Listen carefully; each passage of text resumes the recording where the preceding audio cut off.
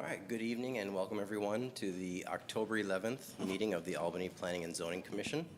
Would you please join us in saying the Pledge of Allegiance? I pledge allegiance to the flag of the United States of America and to the republic for which it stands, one nation, under God, indivisible, with liberty and justice for all. Could we please have a roll call? Yes, Commissioner Donaldson? Here. Commissioner Jennings? Here. Commissioner Kent? Here. Commissioner Minotti? Here. Chair Geeson Fields? Present. All right. And our next item up is ex parte communication disclosures. Are there any ex parte disclosures from the commission? Okay, seeing none, or seeing no one respond. There are none, and so I will close that item and next move on to the consent calendar. Tonight we have 4 items on the consent calendar. The consent calendar items are considered routine and or administrative and are typically handled with a single vote of the commission. There is no individual discussion of a particular item unless somebody from the audience would like to pull an item or a commissioner would like to pull an item to discuss that individual topic.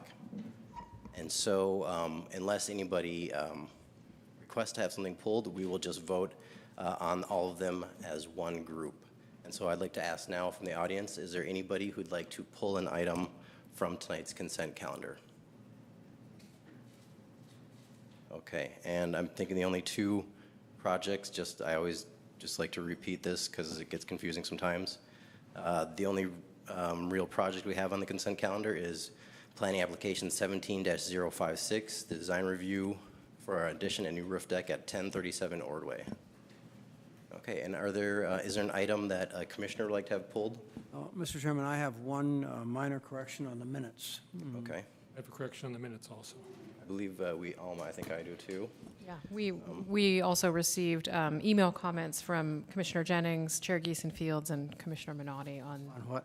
on the meeting minutes. On the minutes? Oh, okay. Okay. So, so we will pull the meeting minutes. Otherwise, unless there's any other item, I'll just quickly, I just have like 2 quick comments. I just wanted to say for item 1037 Ordway, and that the staff report says that the side yard setback will be increasing from 3'7" to 4 feet. And I just wanted to correct that because I believe it's still going to be staying at 3'7". It's just that the addition Will be in 4 feet. Yeah. Yep. Correct. So that I just wanted to kind of That's right. I think you're right on that. That's right. call that out.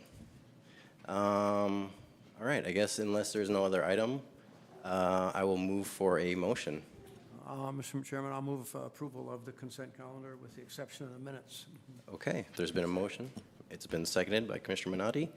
No further discussion. All in favor, say aye. Aye? Aye. Aye. Okay. So if you were on the consent calendar and your project was there, then it has been approved. There is a 14-day appeal period, so please do not make any permanent decisions or moves until after that 14-day appeal period is over. Thank you. And our next item up is the public comment period. Want to do the minutes? Oh, I'm sorry. Thank you, Doug. Commissioner Donaldson. So our next item is the Planning and Zoning Commission meeting minutes from September 13th, 2017. I don't know, would it be worthwhile for us to just kind of briefly go over our revisions so that everybody's kind of aware? Yes. Of what we're going on? Okay, great. Is there a commissioner who'd like to start?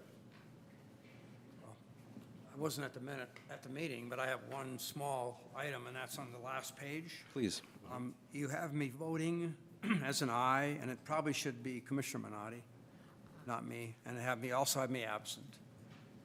Okay. I Too think- minor. Yeah. Great. So yeah.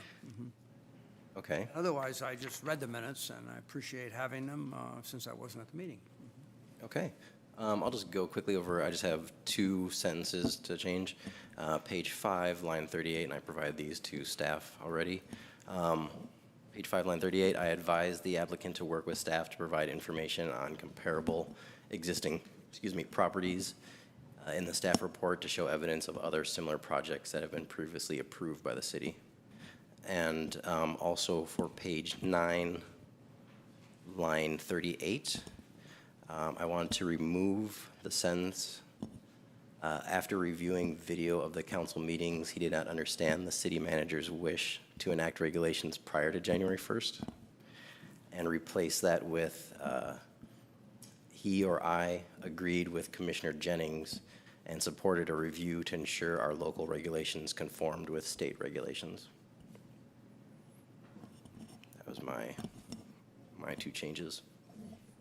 Mine is just, I know I don't speak in complete sentences, but I was hoping the notes would sound a little better. So the commission, it says, Commissioner Kent noted the space is sufficient for parking and the common practice of parking in the front driveway, period. I think it should have been, Commissioner Kent noted the space is sufficient for parking, for accommodating the common practice of parking in the front driveway. And what page is that? That's line 33, page 3. Which what? 3.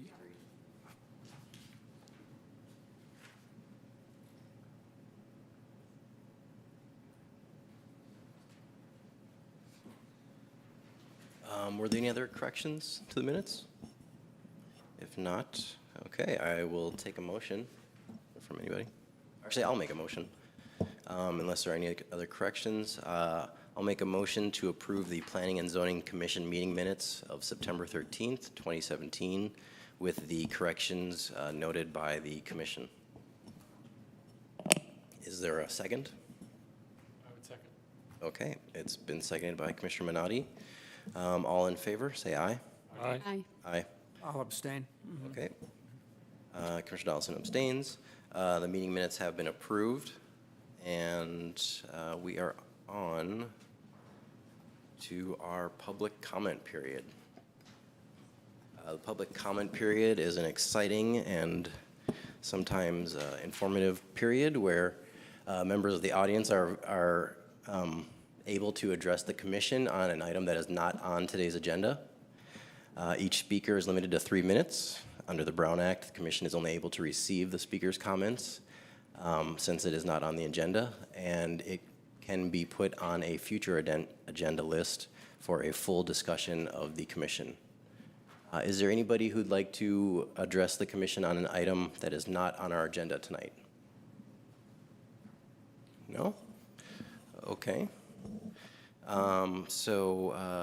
Seeing no one, I will call to close our public comment period and move on to our next item, the action items, if you will.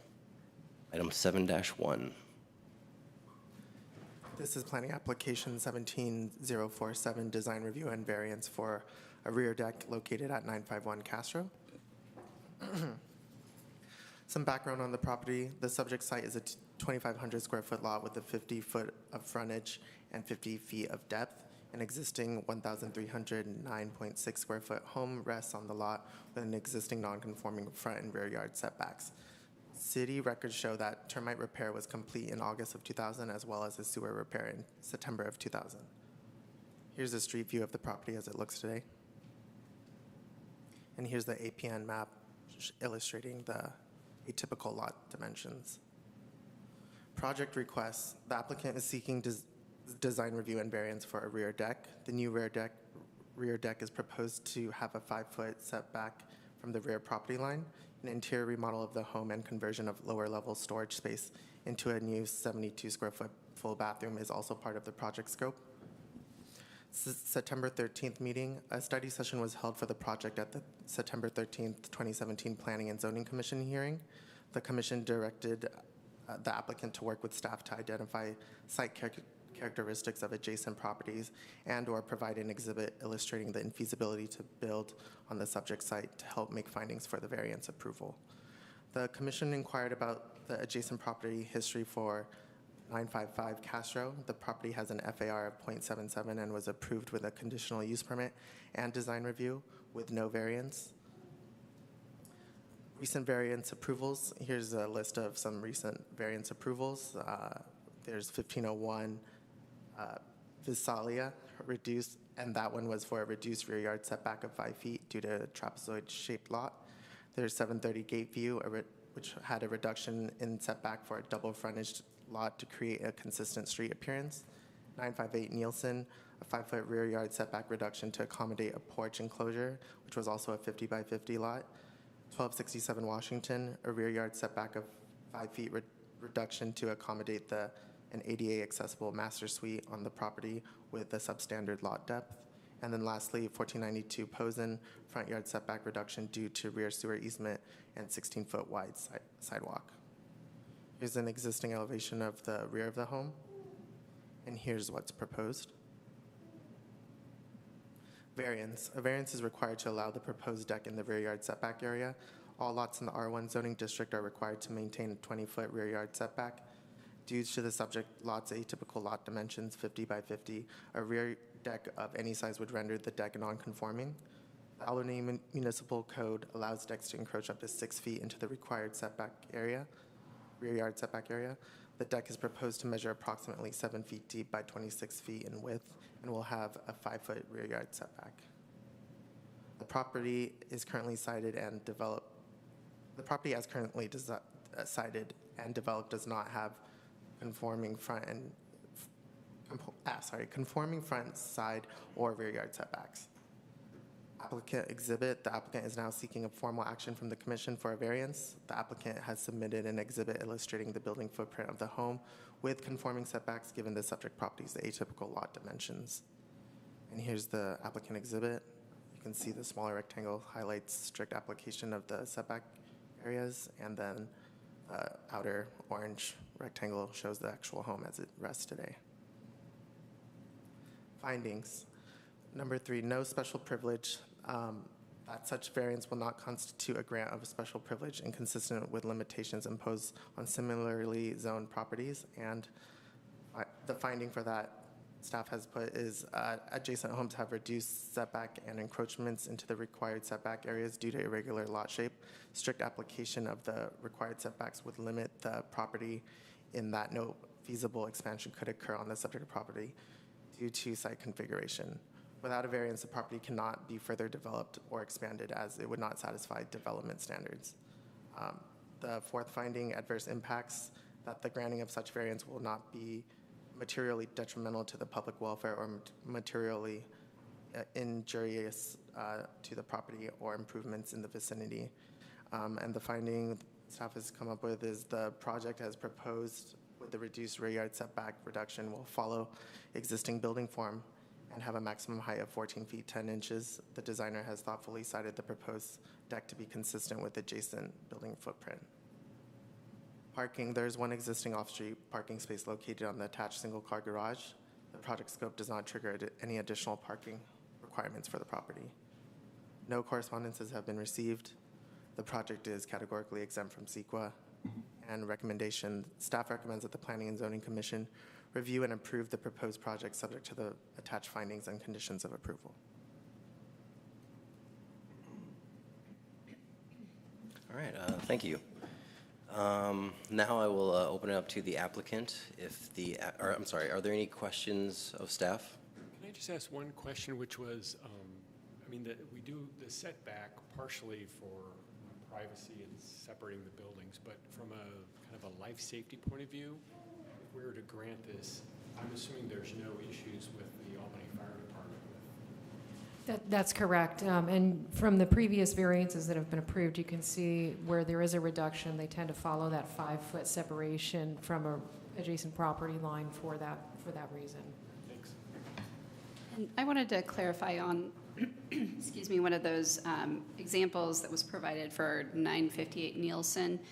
Just to clarify, was the setback reduced by 5 feet, or was the resulting setback 5 feet? The resulting setback was 5 feet, and that was also a 50 by 50 lot. Right, okay, so there are at least a couple of examples of recent-ish variances. Yeah, 958 Nielsen was approved in 2015. 1267 Washington, which has the rear yard setback, was approved last year. And the 1501 Visalia was approved, actually, I think, in early 2015. Okay. And then just one other thing I wanted to clarify. I was just curious if you could expand on what you meant in finding 4, excuse me, about the design being consistent with the adjacent building's footprint. You could just elaborate. Just when this exhibit was received, and we looked at it compared with what we had on file for the property adjacent to it at 955 Castro, they effectively follow the same footprint. The difference is, I think that building expands out a little bit more, whereas this is an open-air deck, but it's effectively the same building footprint, so there is consistency in the form. Okay. And 955 is the one to the east? Yeah, that's the one on the corner. The east on the corner, yeah. When was that building allowed to expand? You know? 1989. 19 what? 89. Things were done a little differently back in those days. Okay, are there any other questions of staff? No? Okay, with that, I will now open it up to the applicant. If the applicant's here and you'd like to address the commission, provide us any further information that you think might help us in making a decision or just understanding your project, we'd be welcome to hear that. Otherwise, you don't have to. Oh, yes, please. My name is Kathy Rogers. I'm the principal architect at the firm and designed this. And I just can explain, can I walk away from the mic? Sure. So this part of the yard back there is the only part that's kind of level with the main floor. And right now it kind of drops down, it's kind of a concrete pit, and you can't really use the yard. So the idea was to make the deck level with that, so they actually had some rear yard to use. And right now there's a concrete planter box there right at the edge of the property, and the property owners are very concerned about privacy for them and their neighbors, so there's going to be a big green screen planted right at the fence, because they also don't want to be staring at their neighbors either, now that they have some access to their backyard. Okay, great. Thank you very much. And with that, I will now open it up to the public for a public comment on this project. Is there anybody who'd like to address the commission regarding this topic? Okay, seeing no one, I will close the public comment period and bring it back to the commission for a full discussion. If there's a commissioner who'd like to start the discussion, I'd be happy to. Mr. Chairman, I normally look very closely at variances. I think they do require a great deal of close scrutiny. And I have to say, I really don't have any problem at all with this design or with this project, and support the notion of the variance on this. I think it's a very small house on a very tight lot that has slope to worry about as well. And I think that this project will make the house more livable and useful, and I support it. I think it's a good project. Thank you. Are there any other comments? The commission? If the green screen is, if the issue is about, and one of my concerns is pushing back the deck, you are encroaching on the neighbor to the north. And part of the solution was the green screen, correct? I don't see that in the plans anywhere. Is that part of the set? And if you'd like to, would you mind just coming up to the podium, Ms. Roberts? I appreciate that. It's not labeled, but it is drawn here. So, but there's the stair there beyond the deck. So you go, this is again level with the main yard, and then there's a stair that goes down and connects the lower levels. And there's a double. The little line planting there. band, that little planting, the planting band? That's an existing planter right now. So the double line is a concrete planter, and then there's dirt in it right now. But they're not being planted because they never go out in their backyard. Understood. So You know what kind of plants they're thinking of? Something tall and narrow and pittosporum or something like that can grow, or it could be some kind of bamboo or something, but it is contained in concrete, so that's good. But they don't want to, they've never been able to use the backyard, so that was a big concern with design. We're trying to give them, everybody in California wants that connection to the outdoors, and they just didn't have a chance. So we proposed that for them, and so they said, well, we really want that. We want to be able to barbecue and have parties and things, but we don't want to see our neighbors all the time, and obviously the neighbors don't see them. So that's where pulling it back. We had actually originally wanted to push it much closer, but we were required to pull it back 5 feet. That allowed for the access down and also the planter to remain, so. Okay, and correct me if I'm wrong, you said that the plantings will be in a concrete container? Okay. I mean, it's already existing there now, and again, we just didn't put a label on it. Okay. So that's a concrete wall holding back, or is it really is a concrete planter with the bottom, or is it just? Yeah, it's at the bottom right now. And I'm sorry, I'm just going to ask you to speak into the There's a mic. concrete planter with a bottom to the planter, so it's like 18 inches of soil, or is it I just a don't know. concrete thing with it goes down to the earth? Yeah, I haven't really explored it. I think it matters because it really that's the extent of vegetation you're going to get out of there. You know, really. Well, I think they'll modify it if they need to get, if there is a bottom to it, they'll go through basically. And I mean, I can just guarantee you that they don't want to see their neighbors, because all of the people are pretty close there on that, you know, in that area. So everybody wants privacy. So I don't know what I could do. I mean, Well, you could show a detail of how it's going to be built, but the reason being, because there's no, right now the house to the north doesn't extend back there, so it is private. But in the future, if the house does extend back there, then it's like a kind of an after the fact, then all of a sudden you need that green screen. So that, right, well, they're planning on putting it in right away for Right. themselves, because they also wanted to see green from their house. And right now, again, it's you're seeing a fence that's not in good shape, and then a lot of concrete. So they'll see wood now and railing, and then they want to see green beyond it, just to enhance the view from the house. So, Amend the motion to include something like that. yeah, that's what I Right, think. When you said green screen, there's a copyright, there's a product called green screen. That's what I Oh. thought you were thinking of when you said that. So then I realized you're just talking about a planter, plantings. so which would work too. The green screen actually might work really well there because it requires just a little narrow space. But Yeah, could be a vine, too. yeah, vine on a trellis structure of sorts. Mhm. I'm sorry, were you? Okay, no, that was my thought. Okay. I guess, well, and please stay at the mic because I have a sort of question for you. I will reiterate what Commissioner Donaldson said, too, that I have no problem approving the project in terms of the variance.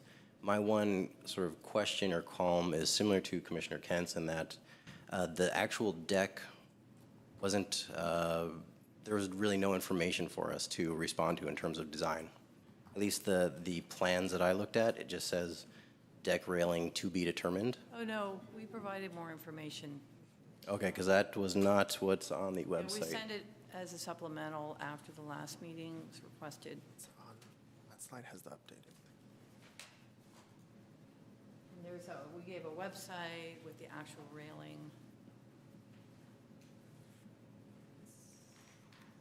It's an aluminum flat bar metal deck railing. Temporary. Okay, and so are all the horizontal slats going to be aluminum slats, or is it going to be wood slats with aluminum No, cap? It's all going to be aluminum. All Yeah, aluminum, but, okay. you know, a dark, you know, So a painted aluminum? yeah. Mhm. Okay. And I guess any kind of idea, like how much spacing? I guess I'm just trying to get at, like, there's not, at least the drawings that I've seen that were available on the website didn't have any information, so it's hard for me to make a decision on the design when I don't have that, and so Yeah, we sent if the you gave them website more, with the railing company and the products. I don't know if railing I'm, we wanted, but I don't know the why other it's- commissioners saw any additional information that I'm missing? No, I didn't. That's a good point. Yeah. And so just sort of all the particulars like the spacing, materiality, color, finish, are unknown to me, at least at this moment.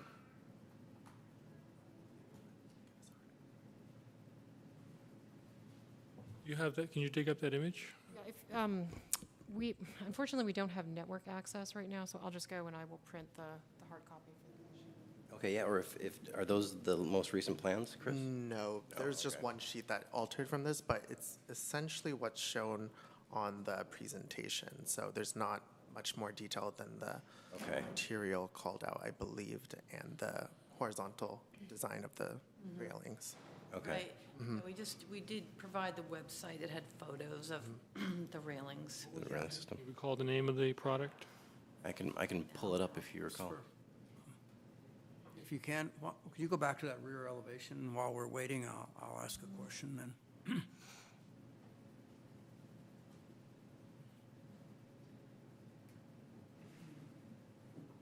Oh.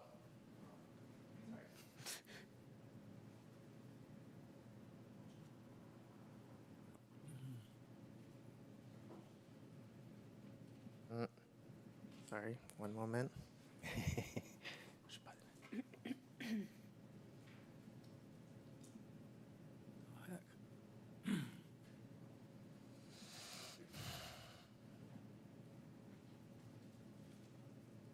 Okay, here we go. Sorry about that. So while we're waiting, will you show me on this elevation where that concrete planter box is that you were talking about, looking at the plan view? Down this level. Be sort of like Okay, behind where the section Yeah, cut is. In front, basically. right, right. It's along the property line then? Uh-huh, yeah, that's what I thought. Okay, that confirms what I thought. I mean, and I'm sorry, and if you want, you can have a seat while we wait, and we'll just maybe try to continue our discussion to expedite things. Eric, I had a couple comments that were less design-oriented. Yes, please. I mean, I generally agree with Commissioner Donaldson's, and just looking through the findings, just for the record, the unique site characteristics, I went back and looked at our general plan, which, you know, we spent a lot of time with, and there's actually information there about kind of lot size to some extent. And just to kind of amplify that it is unique site, the general plan calls out that there, for the 2,500 square foot lots, that less than 17% of the lots in Albany are of that size, but it's Okay. without having an exact number, it says most of the lots are 25 by 100. Right. So, right. so 5550 is pretty unique. Yeah. But yeah. anyway, I generally support what Commissioner Donaldson said as well. And I'll just add that I do as well. I expressed at the last meeting even that I thought this was a very constrained site and didn't have any concerns about being able to support most of those findings. And I think that the main one we were focused on wanting more information about was really the adverse impacts on other properties. Right. So I appreciate that the applicant worked with staff to gather more information, and I can pause while everyone's distracted. So. Sorry. Should I continue? Sorry about that. Okay, just, anyway, that I appreciate that staff pulled the additional information about other examples and has expanded some of the findings. I think the one that I would like, I think we can make the finding number 4 about adverse impacts, but I would like to try to expand the basis for that just a little bit, and partly just so that when similar requests come back, we can, have a good baseline of what are we looking for. And so if the finding is asking, whether it's going to have a materially detrimental impact on public welfare or surrounding property. So I think if we could just add in, an explanation that this is, I believe, confirm if this is accurate, I don't think it's something that's going to be visible from the public right-of-way. I think that especially if there's going to be vegetative screening of some sort, it's going to be, substantially shielded from surrounding properties, and say something about, there's a statement that the maximum height is 1410. But if we could just tie that in some way to what is the, what's the surrounding topography, because that statement in itself, it's hard to know what that means relative to the finding. So if possible, I would like to expand out some of those concepts a little bit. But overall, I think it's a totally reasonable project, and don't have an issue with making the findings. Thanks. Thank you, Commissioner. Well, I guess I'll just, I don't know if, I guess I'm not sure if I want to like try to hold up the project just on this, but it would, I'll just make the statement that it would be nice to have more details in terms of railing detailing and also the planter or plantings between the property at the backyard and the adjacent property, so that we have something that's memorialized on the record that we can then refer to, and then also B, that it just helps us sort of respond to the project. And I appreciate the staff provide us the updated sheet, which I appreciate, but I will say that in terms of the graphics, nothing was changed, just simply text added, aluminum flat bar metal deck railing, which doesn't really provide a lot of additional information than the past drawings that were submitted. So I guess those are my comments. I guess unless there are any others. I'll comment. I appreciate the commissioners desire to take a closer look at this. A couple of thoughts. I really don't, again, I don't really have a problem doing a variance for this.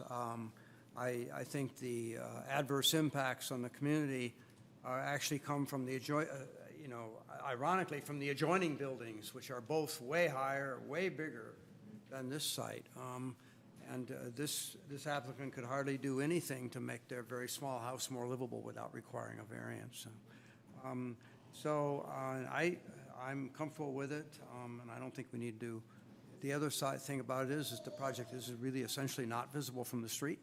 Mm-hmm. And so I therefore say, well, then I'm willing to have a less stringent sort of effort of review, because it's not going to be publicly visible, and I think the design is probably adequate and fine, and the applicant's desire to ensure their privacy is going to probably take care of it. So I'm quite happy to move approval of design application, what do I have it here? 047 for variance and design review of a rear deck at 951 Castro. Okay, is there any further discussion on this topic?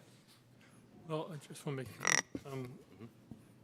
yes, I agree for the houses next to it, there's no way it's going to have a large impact with the community. My concern isn't really that, it's more about the neighbor to the north who's not represented, hasn't come to any meetings, but still, we're giving a variance which is going to impact that backyard. Usually the yards have a setback, so they're not looking into each other's house. In this case, we are providing an upper deck that looks right into that yard. So it would be an impactful to that particular piece of property, probably not any others.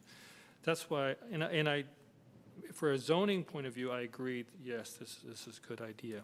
But from a design review sense, which we do have both hats here, I'm not sure what I'm approving, kind of like what Eric's saying.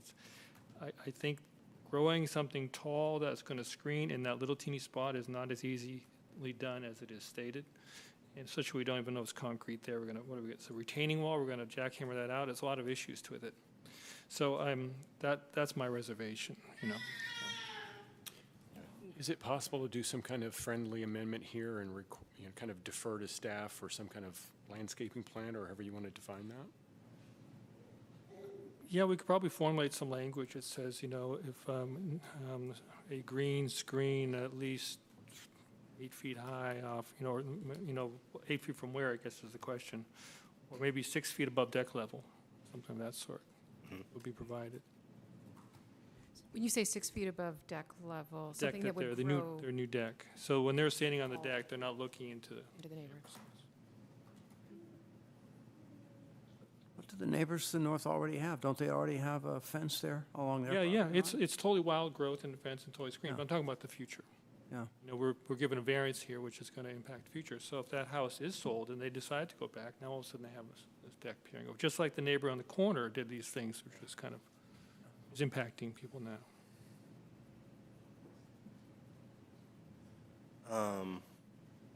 Well, okay, so there has been that, those comments. I guess we can entertain a motion and vote. I'm sorry, second, if there's a second for the Accept an motion. amendment to the motion, my motion, yeah. I think probably a good idea. Okay. Do you want to make an amendment? Yes, I'd like to make an amendment to the motion that the design, ultimate design include a green screen, a minimum height of 6 feet above deck level.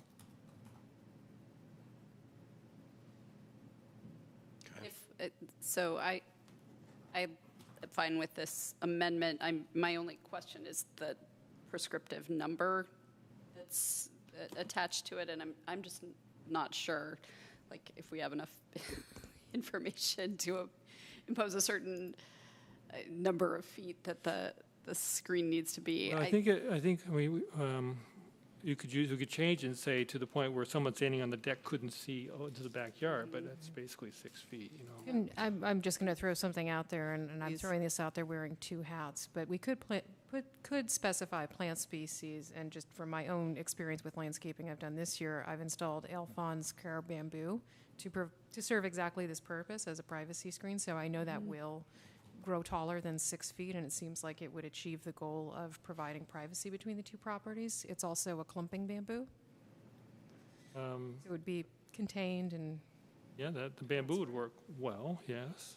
I guess another option would be to just specify what the goal is and then. Right. Yeah. That's kind of where I was going. I mean, I would be more comfortable with, setting up some kind of performance standard Yeah, that performances, we're yeah, we're that's, working toward. that's, sure. Okay, a green screen a screen on the back lot line that screens the yard to the north from people standing on the deck on the new deck.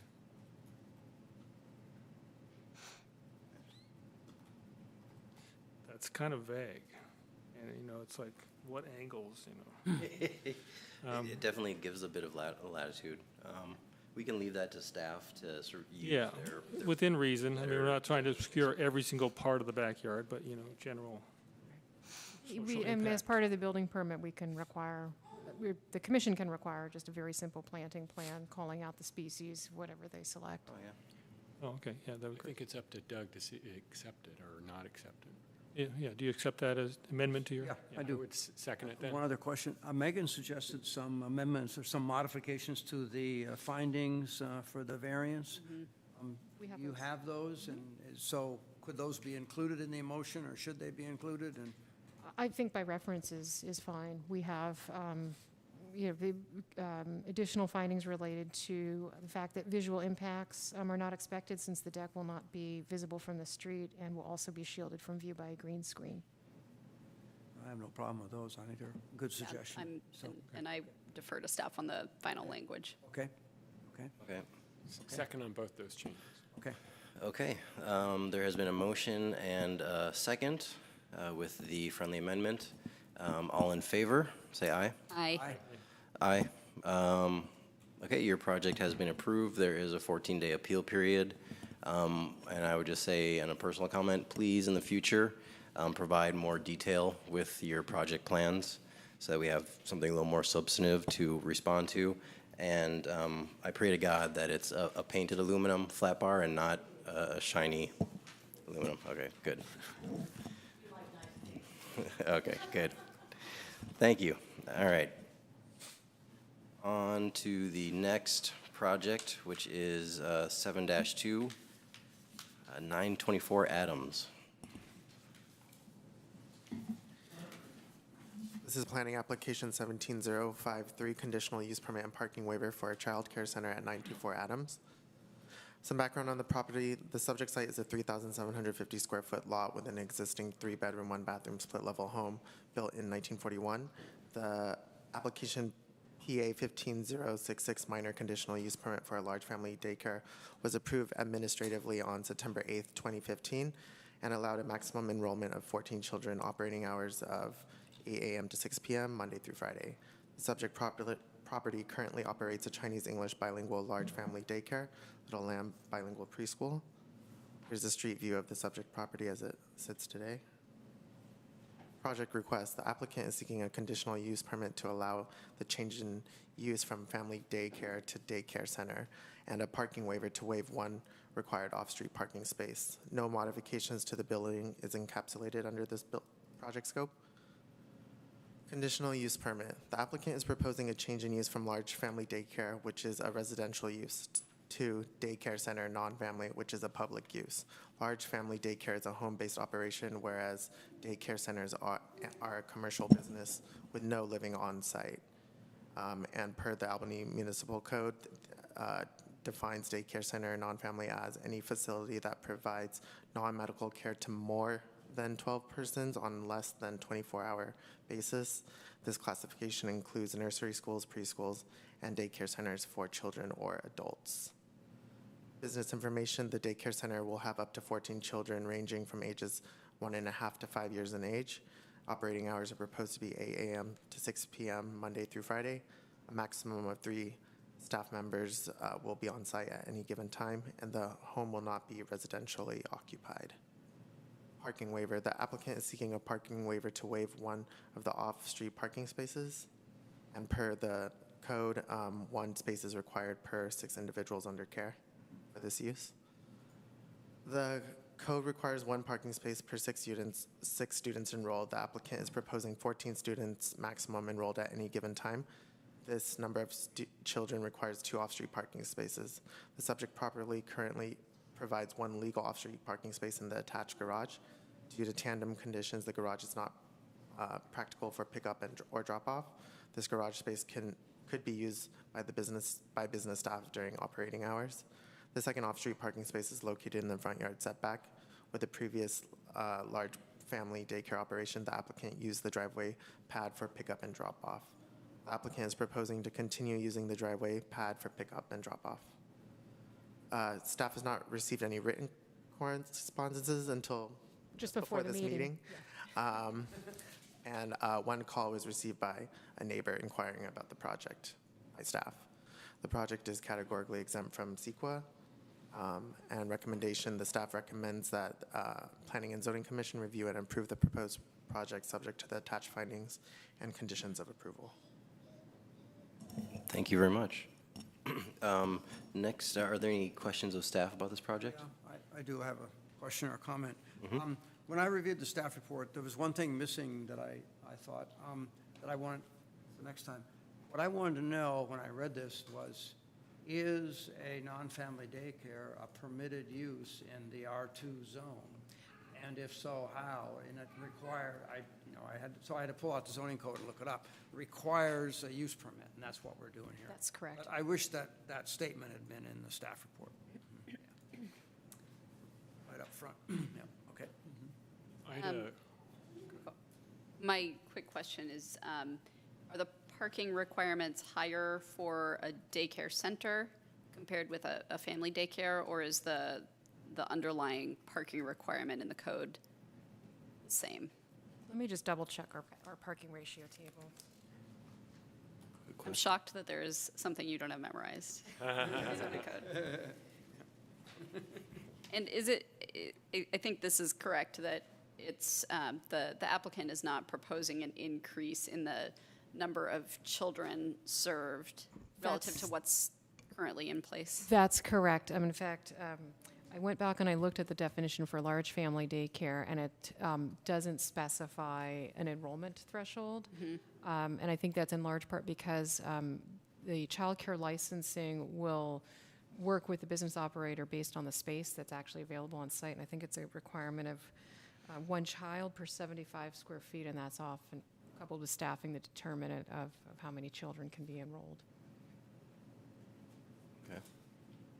And while they research that, did you have a question that maybe, or yeah, but maybe they're both should kind of let 'em- involved?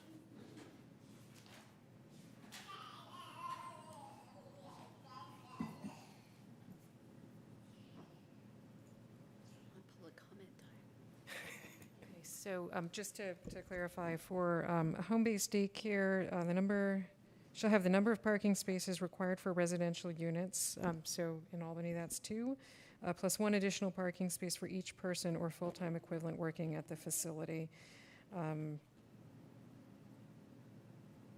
So that, yeah, that would, in this case, I mean, if they were living on site, it would be 2 for the house and then 3 for the actual business to accommodate employee parking. But because it's in the non-family classification, the ratio is tied to the student enrollment.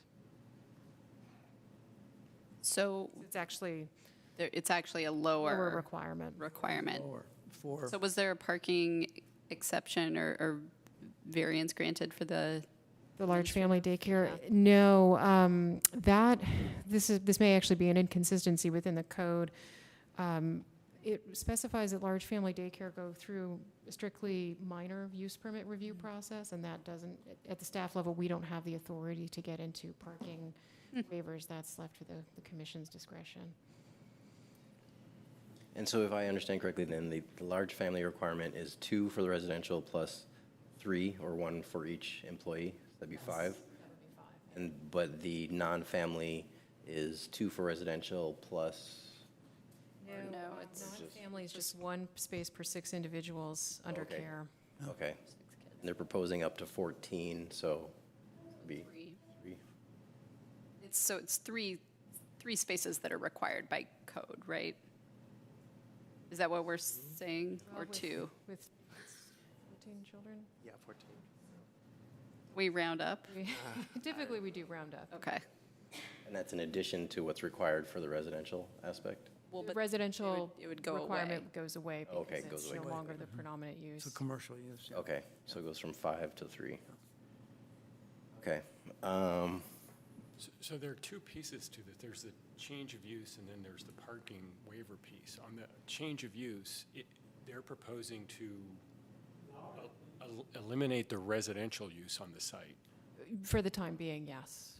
So and I mean, obviously, we've struggled a lot with permitting more residential, but how does that, in the future, how would that actually come back into a residential use? Does somebody have to go back through some kind of change of use to get back to residential, or? No, I think, for example, if the business were to close, they could resume a residential use without any further Residential use is discussion. permitted by permitted by right. right.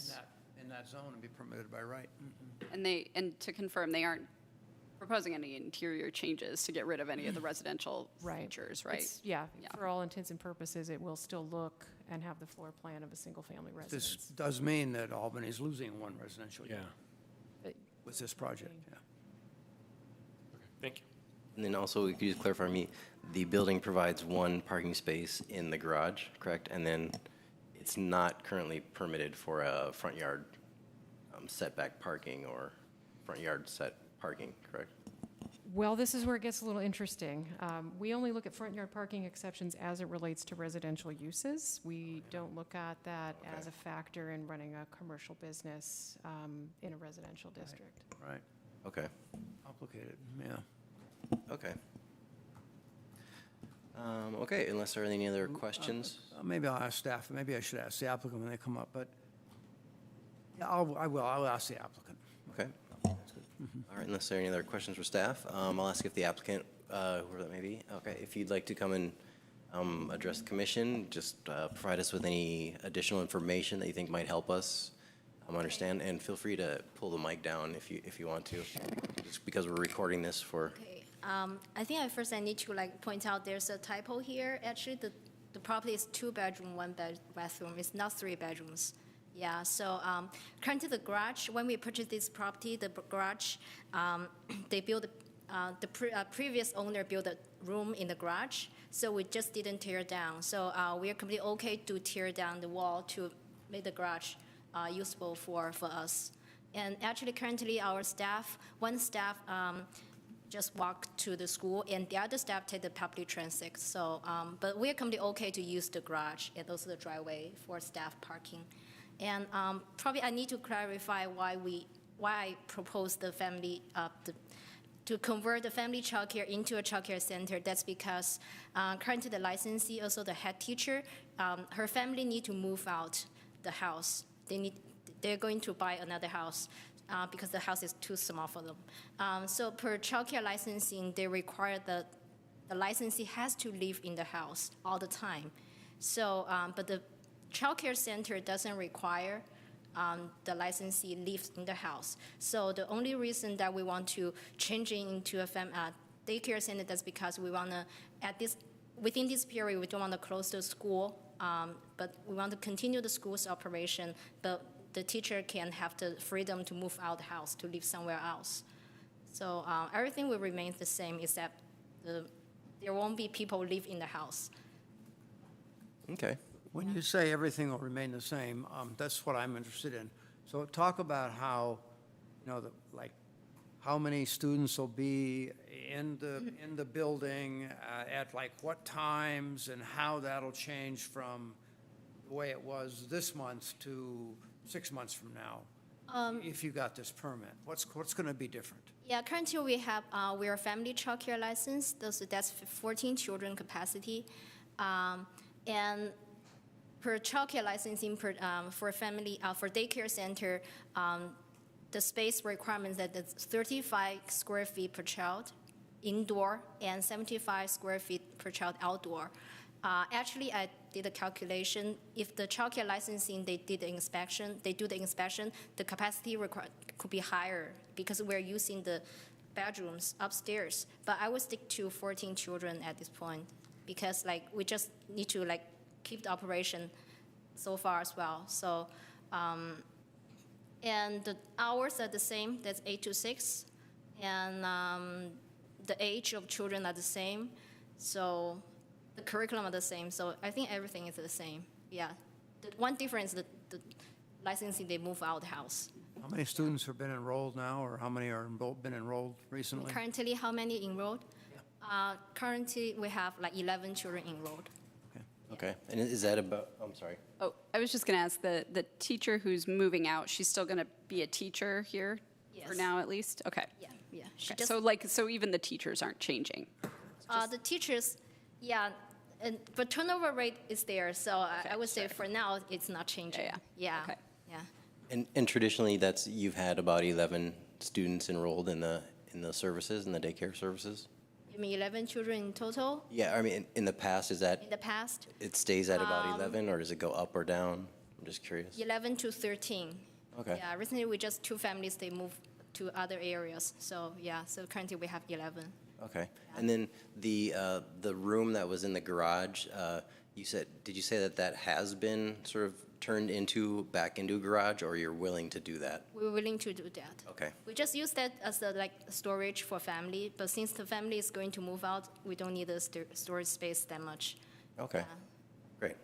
Thank you. Are there any other questions for the applicant? Well, yeah, what are you going to do with all that space? I mean, if you only need 490 square feet for 14 kids.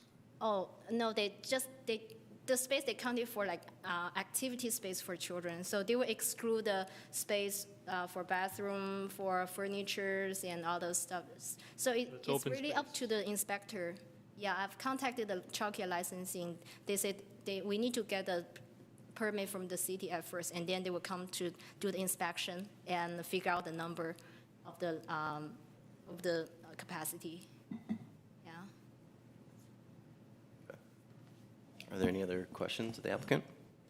So the age again is, I saw it written here, is 1 to 1.5 to 5 years old? Yes. 18 months to 5 years old?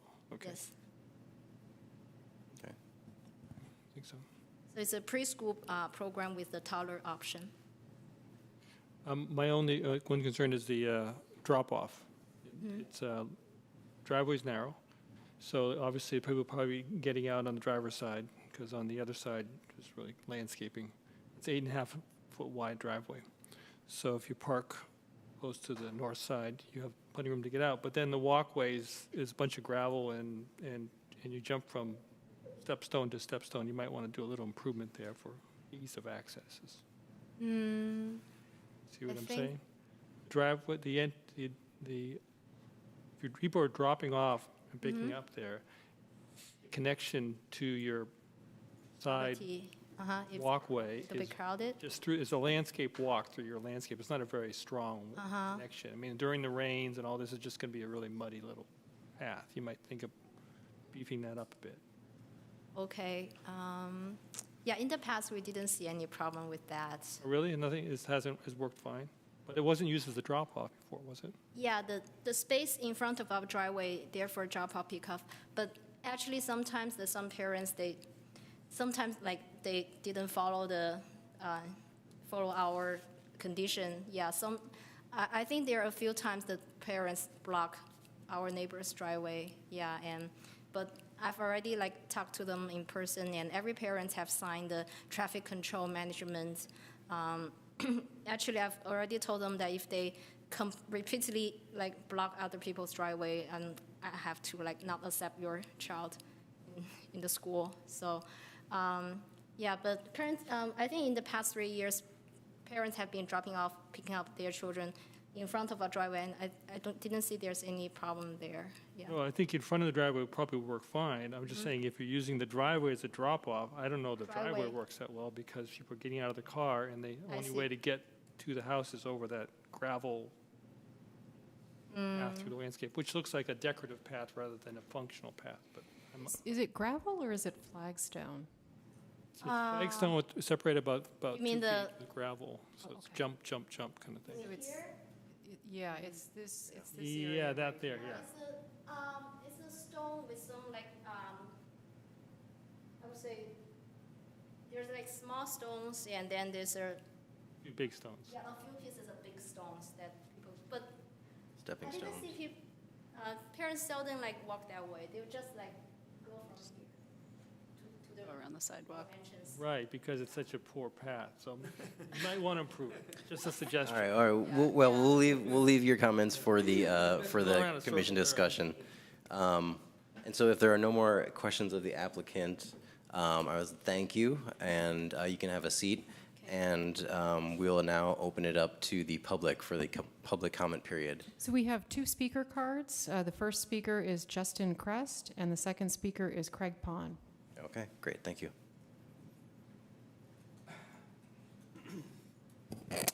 Hi, I'm Justin Crest. So I live there, and then it's wait.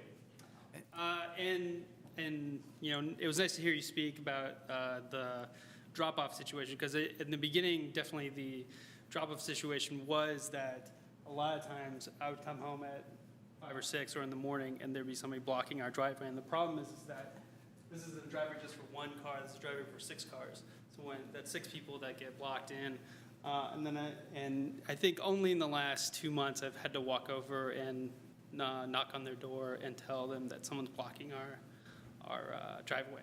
So, but I'm happy to hear that you talk to them and that you have a standing kind of response to repeat offenders for that. So, yeah, that's my only comment, is that the drop-offs the parents are kind of up to their own devices, and they will, in a short amount of time, just kind of park wherever they need to get their kid out. Yeah.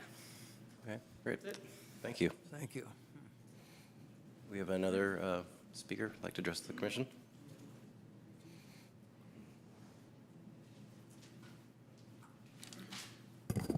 Good evening. My name is Craig Pond. I'm the property owner at 920 Adams, adjacent and to the right. My wife and I bought our home here in Albany to start a family and to build relationships with our neighbors and to be an integral part of the community. And I don't really feel that a business with a non-family standing really promotes that. And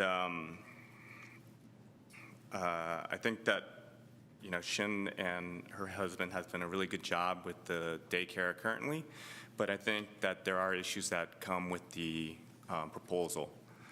I think one of the things I asked for a clarification was the building design and the garage parking areas and such. The build-out in the garage is pretty significant, and I believe that they also added a half bathroom there. So I think there has to be consideration of whether a car can fit in there, even with the wall removal. As you know, some of the garages are very, very tight.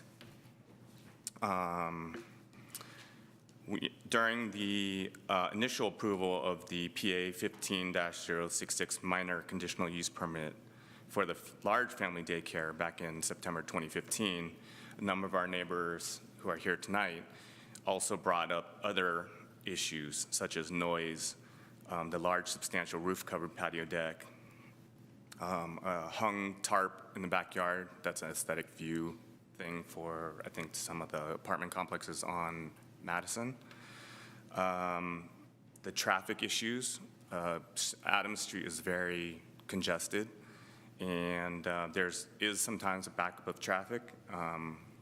Sometimes parents park haphazardly, partially blocking the street. And I had concerns about children and doors opening and cars going fast down the one-way street as a cut-through.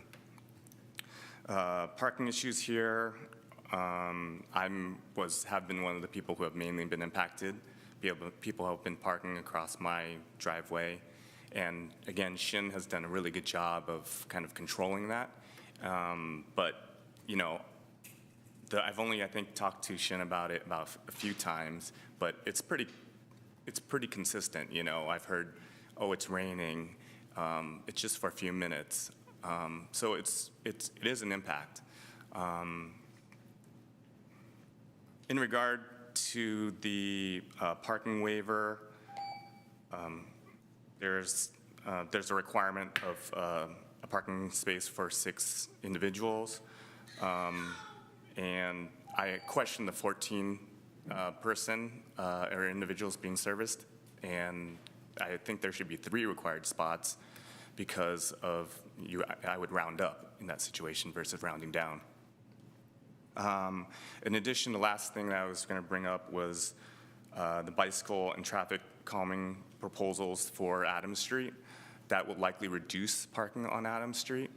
And with the reduction proposals for that, plus, you know, these issues of additional parking, there's a lot of issues there. So I oppose both the major conditional use permit application and the parking waiver.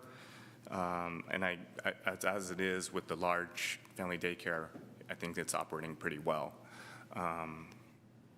So I just ask that the Planning Commission consider all these factors and implement and enforce conditions that are applicable to the daycare now. Thank you for your time. Thank you. Okay, is there anybody else in the audience who'd like to address the commission on this topic? Ma'am, you're welcome to. Just please come up to the podium. That's okay, you can do it afterwards, if you like.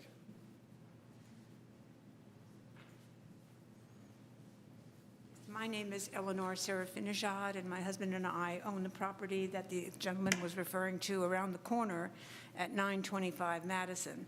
And you can tell from the numbers 924, 925, that the backyard of our fourplex is adjacent to the backyard of the property of the daycare center.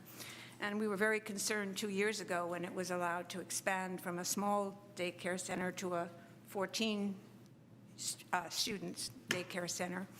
I must say Zinn has been very good about trying to work with neighbors and put coverings and things in the backyard to try to lessen noise. But nevertheless, the balconies at the back of our fourplex, the fourplex is like 2.5 stories high because the parking is underneath. So a 6-foot fence doesn't really do us any good. And also, you know, the visibility down. So we are concerned about noise with the 6-foot fence not really accomplishing very much for us. But as I say, we hope that we don't get noise complaints, but if we do, we understand that we can forward them to the commission. But anyway, that's basically it. We do have visiting scholars and students living there right now who need to study during the day, so we are concerned about noise. And the backyard is actually very small because the lot is not that big. It seems to me that the whole thing is quite small for 14, but we'll see how it goes.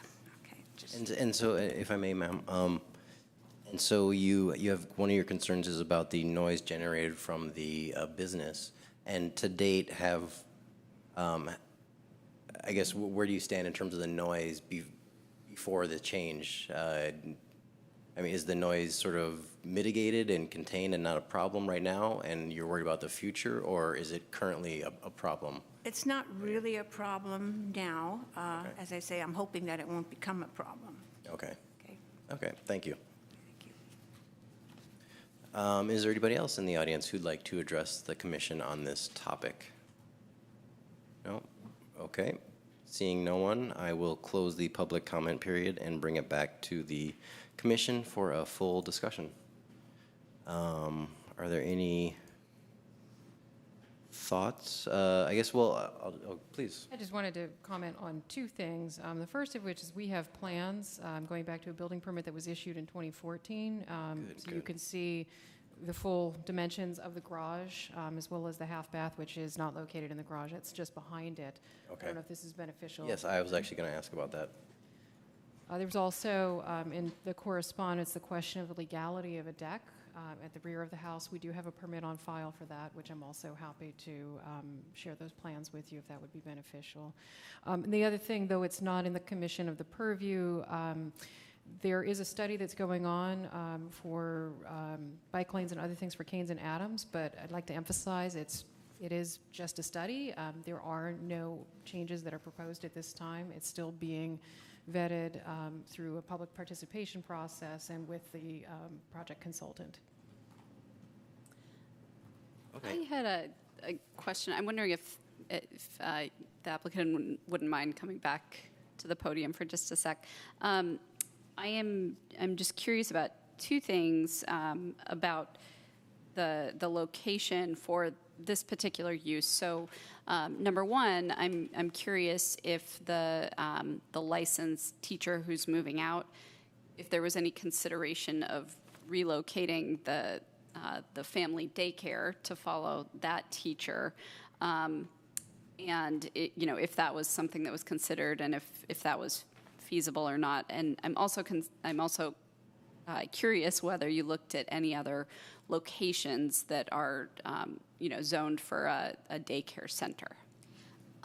Actually, I have been looking for a space for daycare center for like almost 1 year. I've contacted all the churches in the Bay Area, and I'm still keep looking on the Newslet to see any potential spaces for for a daycare center that I can transfer this into a child care center. But the issue is the family needs to move out probably by the end of this year or early next year. So it will take 1 year, at least 1 year, to set up a daycare center in another commercial site. So I would say it would be more reasonable for us to keep the school operating at this moment, at this stage, while we can figure out a way to transition out. I think for a question whether we can move this family daycare to another to our teachers' side, that would be another school in the residential area. So that would be the same thing. Yeah. And we found this space, this location is pretty good.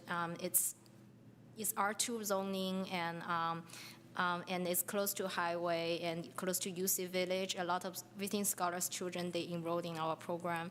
So at this point, I didn't think it's kind of feasible to move this family childcare to another family childcare spot.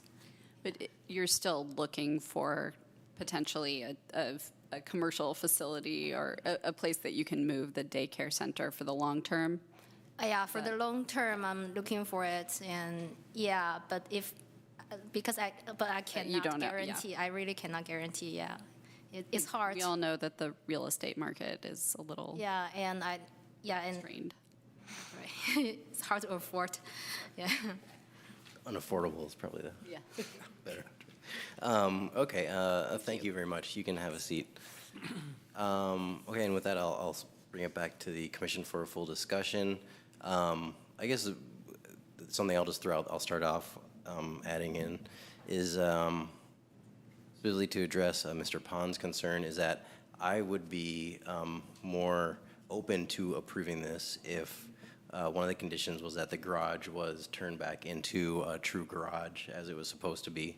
And based on the plans that we have from the city, the half bathroom is just beyond the garage, and it does look like it would provide, at least according to our regulations, a sufficient space that would meet the minimum requirements, actually beyond the minimum requirements of a parking space in the garage. And so I like that simply because if need be, any of the staff could potentially park in the garage to help mitigate any kind of parking congestion on the Adams Street, while still leaving the driveway open for access for the customers to drop off their kids.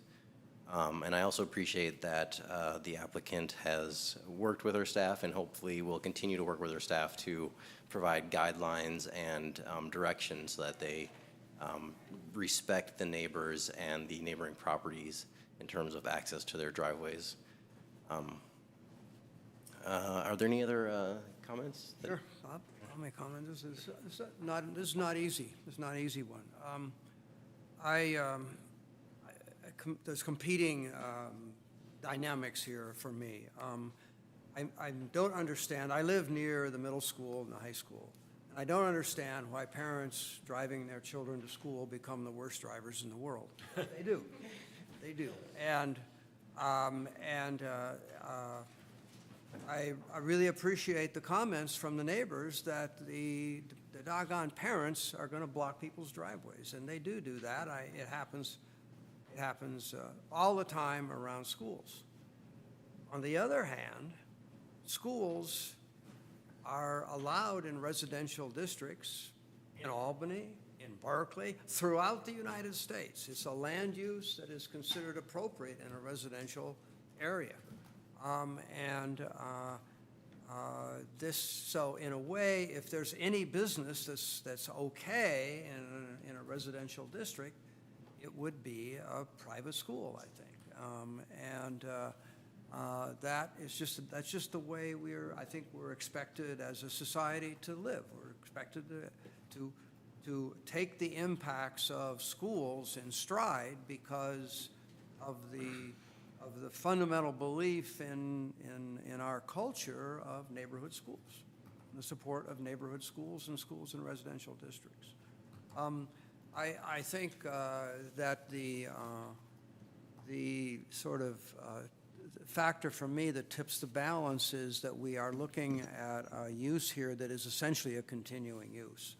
What it does require a new use permit. It's called a change in use, but for all intents and purposes, there won't be a big change in use in the reality of what's going to happen here if we approve this permit. So that's why I probably will want to vote in favor of it. The other factor that would make me want to vote in favor of it is that while we have concerns expressed from neighbors, it appears we also have an applicant, a school manager, as it were, who's doing their best to mitigate the impacts and the concerns that the presence of the school causes in the neighborhood. I'm acutely aware of this. I voted years ago, I voted against Bright Star Nursery going in on Santa Fe because it was right across from Marin School. And they already had such severe parking and traffic and drop-off impacts at Marin School. And we had so many concerns about that. I was the only one who voted against it, but I did in that case. And in this case, I see it as a continuing use, and I think I can vote to support the project.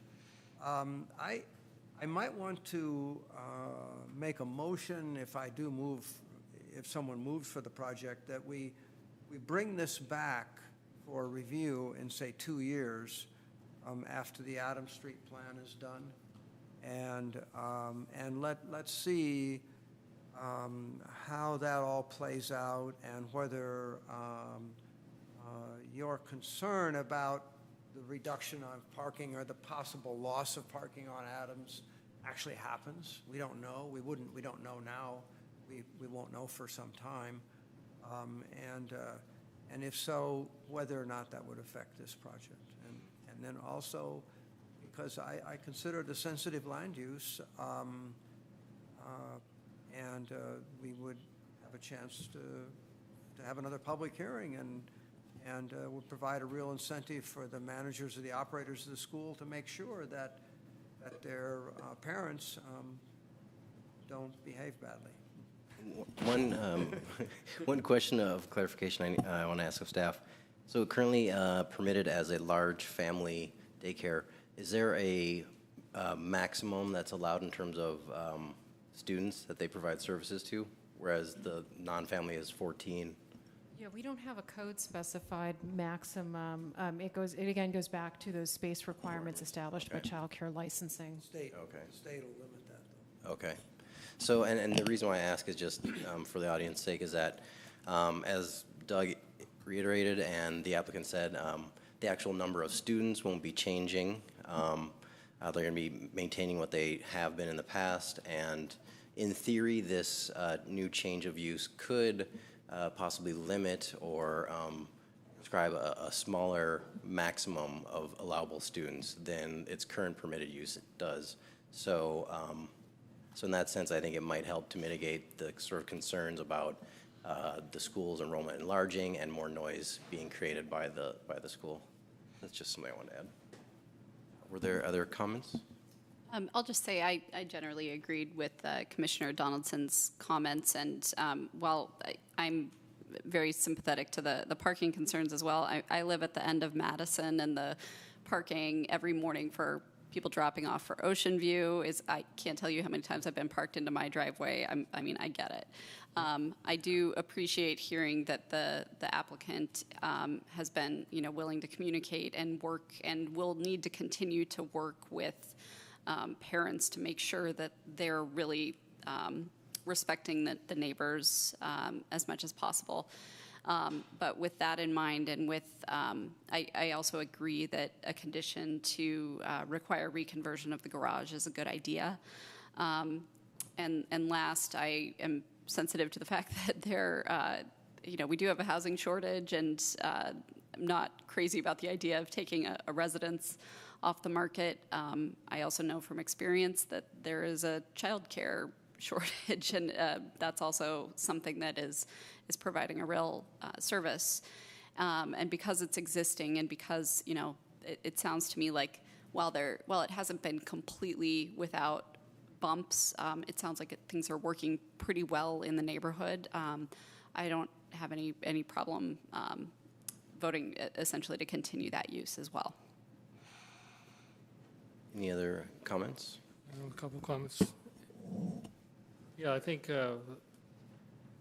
one benefit is that it's just a day use, so that means that in the evening the parking pressure will be off, the noise, if there is noise, will be gone. So if we're home, it's compatible, it seems, with the residential in that way generally, but it sounds like the apartment to the west might be conflicting a little bit. If that, I want to circle back to my earlier discussion. If that driveway is to be a drop-off, I think it needs to be improved so it functions better as a drop-off. Right now, it's just the driveway, and it works for occasional person, but if it's coming and going within the pickup drop-off time, a lot of cars coming and going out, I think you can do some things, some small moves to make it much more functional. So and I want another question I guess I should have asked. Because this is a daycare center, there's an inspection that some facility inspects this? Who does that? Child care licensing does their own inspections independent of the city. Okay, so they look at that tarp in the back as something, you need to provide shade, right, for kids to play. Is that part of that requirement, I believe? I think it is. Is the sailcloth required through child care licensing? Yeah. Oh, it is, okay. Right, so the color of that might affect the neighbor. I mean, obviously, you probably choose a moderate color, but you could go wild. But that's something you might want to consider with the neighbors looking down. And other comment was, back to, it's unfortunate it's a one-way street. I think that does make the traffic go faster. It makes backing up a little more difficult. It makes dropping off a little more difficult because you got to loop around. It's not so easy. That's just an unfortunate part of situation. I'm just curious, for further clarification, are there any specific suggestions you would make in terms of improving the front yard? Right, I think, well, I think that picture is pretty accurate to what it looks like. I just walked by it. That little low fence is probably awkward for people trying to navigate in and out. It's not much forgiveness, especially if you're getting out. It just creates a tight space. You might want to pull that little garden fence back a few feet off of the sidewalk. That white gravel path, it's okay for a resident, but if you're having customers coming and going, it's not a good, a lot of tripping. Eventually, someone's going to trip and fall on it, that's all. You may want to make that a little more functional. And where the car pulls in and the door opens, the driveway, the path doesn't quite line up with that. So you want to line it, might adjust it a little bit so it lines up with the doors. That's my comments. Okay, great. I recognize this is really somewhat of a paper exercise, and it sounds like the owner really does a good job of trying to work with the neighbors and their customers, but I just, we've worked so hard on trying to bring in every additional residential use, and I just, the overriding consideration here is, at least on paper, losing the residential unit, so I'm not gonna be able to support this. Okay. Are there any other comments or discussion on this item? And if not, then I would entertain a motion. All right, maybe I can put one together here. I'll move approval of planning application 1705 through a conditional 053, a conditional use permit and parking waiver for a child care center at 924 Adams with the staff report with 3 additional conditions. One, that the staff verify that the garage space meets our requirements and is operable before the permit is issued. And We for change that just a little bit. I think because right now, as the application is proposed, there's no construction. So I think the way we would want to do that is to require the applicant to demo this interior wall, restore the garage space, and then planning staff can go out. and planning staff review it, okay. Review it. So that's better. So I'll move approval with the requirement, with the condition that the applicant restore the garage space to an operating garage to be verified by the planning staff. Also require that the applicant modify the driveway so that it functions better for pedestrian access to the main door. And then finally, I will add a condition that the staff review the project in 2 years and bring it back to us either on consent or for a public hearing if there are complaints or if additional review is required because of the Adams Street plan. Adams Street, I'm not sure what you call it, Adams Street traffic plan, yeah, okay. It's a study. You understand that, okay? Okay. I would second. All right, there has been a motion and with 3 conditions, as Commissioner Donaldson explained, and a second. Is there any further discussion on this item? If not, I would ask all in favor, say aye. Aye. Aye. Aye. All opposed? I'm going to oppose. Okay.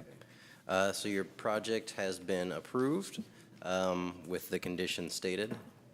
And so I encourage you to please keep working with your staff to make sure that you use the garage when and if necessary to alleviate parking on the street, and that you keep working with your patrons to make sure that they don't obscure the neighboring driveways.